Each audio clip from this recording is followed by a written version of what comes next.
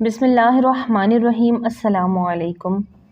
مصر کے ایک مشہور بزرگ شرف الدین بصیری گزرے ہیں۔ انہوں نے غریب گھرانے میں آنکھ کھولی۔ جیسا کہ والدین بچوں کو اسکولوں مدرسوں میں تعلیم حاصل کرنے کے لیے بھیجتے ہیں، اسی طرح بصیری کو بھی والدین نے مدرسہ بھیجنا شروع کیا، اور جلد ہی آپ نے قرآن پاک حفظ کر لیا۔ اس کے بعد آپ کے والد صاحب کی خواہش تھی کہ آپ کچھ کام کاج کریں تاکہ گھر سے غربت کا خاتمہ ہو، جبکہ بصیری ابھی مزید تعلیم حاصل کرنا چاہتے تھے۔ وہ ایک زیادہ روشن مستقبل چاہتے تھے۔ گھر میں باپ بیٹے کے درمیان کھینچا تانی شروع ہو گئی۔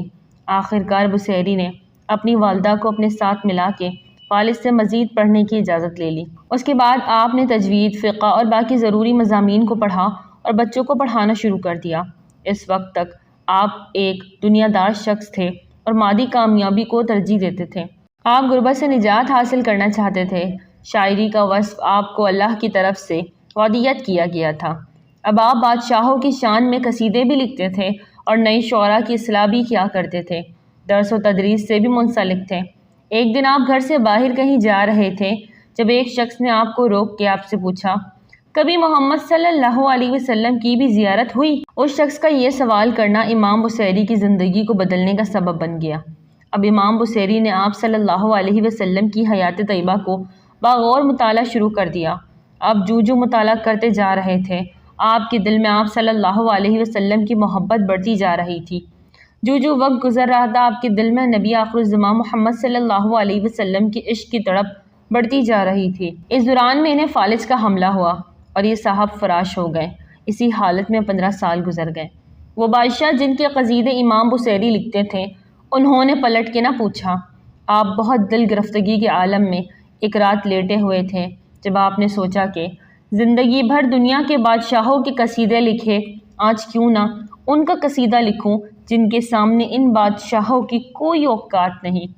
جب ٹوٹے ہوئے دل سے سچی محبت کے ساتھ الفاظ نکلے تو اس بارگاہ میں مقبول بھی ہو گئے، جس کے بعد وہ الفاظ امر ہو گئے۔ اس سے پہلے بھی امام بصیری نے عرب کے صحراؤں کے خیموں پہ اور خوش جمال چہروں پر شاعری لکھی، لیکن وہ اس رات اس بدردجی شمس و ضحیٰ کی شان بیان کر رہے تھے جن کے خاطر رب نے اس دنیا اور اس کی ہر چیز کو تخلیق فرمایا۔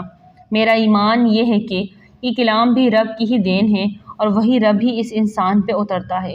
جب آپ قصیدہ لکھ چکے تو آپ نے قلم دوات رکھی اور سو گئے۔ رات آپ نے خواب دیکھا کہ آپ صلی اللہ علیہ وسلم تشریف لائے اور فرمایا کہ اٹھ بصیری۔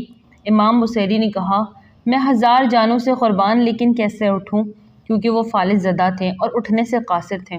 آپ صلی اللہ علیہ وسلم نے اپنا دست شفقت ان کے جسم میں پھیرا اور فرمایا، اٹھ اور مجھے وہ سنا جو تو نے لکھا۔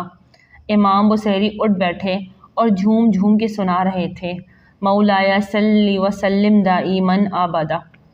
اے اللہ، آپ دائمی اور ابدی سلامتی بھیجیں اپنے محبوب پر۔ میری آنکھیں آپ کی یاد میں آنسو بہا رہی ہیں اور روا دوا ہیں۔ مدینہ پاک سے ٹھنڈی ہوا آ رہی ہے، اندھیری رات میں بجلی چمک رہی ہے۔ میرے عشق کا تذکرہ لوگوں تک پہنچ چکا ہے۔ اب میرا راز محبت بھی نہیں چھپ سکتا اور نہ ہی میرا مرض ختم ہوگا۔ تیری محبت کی میرے آنسو اور میری بیماری گواہی دے رہی ہے۔ میں اپنے عشق کو کیسے چھپا سکتا ہوں؟ اے دل، اگر تو حضور صلی اللہ علیہ وسلم کا عاشق نہیں تو مکے کو دیکھ کے آنسو کیوں بہاتا ہے؟ کیا محبت میں رونے والا عاشق خیال کرتا ہے کہ بہتے آنسو اور سختہ دل کی آڑ میں محبت کا راز چھپا پائے گا؟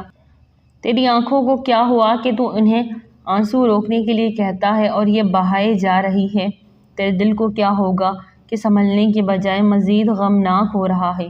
جب رات مجھے محبوب صلی اللہ علیہ وسلم کا خیال آیا تو میں رات بھر جاگتا رہا۔ درد محبت نے میرے چہرے پہ آنسو، رخسار پہ زردی پیدا کر دی۔ اے غریبوں کا خیال رکھنے والے، اے دلگیروں کی دل جوئی کرنے والے، اے مظلوموں کا ہاتھ پکڑنے والے، اے سچ کہنے والے، گنہگاروں کا پردہ رکھنے والے، اے ازل کا نور، اے محمد صلی اللہ علیہ وسلم، آپ کے منہ میں آپ کے دانت ایسے ہیں جیسے سیپ کے اندر قیمتی موتی۔ اے اللہ، آپ اپنے محبوب حبیب صلی اللہ علیہ وسلم پہ ابدی اور دائمی سلامتی نازل فرمائیے۔ اب امام بصیری جھوم کے پڑھ رہے تھے اور محمد عربی صلی اللہ علیہ وسلم ان کی محبت کو قبول فرماتے ہوئے ان کے ساتھ سن رہے تھے۔ جب قصیدہ ختم ہوا تو آپ صلی اللہ علیہ وسلم اتنے خوش ہوئے کہ انہوں نے اپنی چادر بردہ اتار کر انہیں مرحمت فرمائی۔ اس کے ساتھ ہی ان کی آنکھ کھل گئی، دیکھا تو چادر ان کے پاس ہی رکھی ہوئی تھی۔ وقت دیکھا تو تہجد کا وقت تھا۔ امام بصیری 15 سال کے بعد حشاش بشاش صحت مند اٹھے۔ فالج کا کہیں دور دور تک نام و نشان بھی نہیں تھا۔ وضو کیا اور مسجد کا رخ کیا تہجد ادا کریں۔ گھر سے نکلے تو ایک فقیر نے آواز لگائی، ہمیں بھی تو سناؤ وہ قصیدہ۔ امام بصیری نے تو جاہل عارفانہ سے کہا، کون سا؟ وہی جس کے بدلے یہ بردہ بھی ملا۔ مجذوب نے چادر کی طرف اشارہ کیا اور آنکھوں سے اوجھل ہو گیا۔ اس قصیدے میں 100 سے اوپر اشعار ہیں اور کسی شعر لفظ میں بردہ استعمال نہیں ہوا، لیکن جو چادر آپ کو دی گئی اس کی مناسبت سے اس کا نام قصیدہ بردہ شریف زبان زد خاص عام ہوا اور آپ صلی اللہ علیہ وسلم نے اس کو شرف قبولیت سے نوازا تو آج تک اس کا وید جاری ہے۔ مولایا صلی وسلم دائماً ابدا۔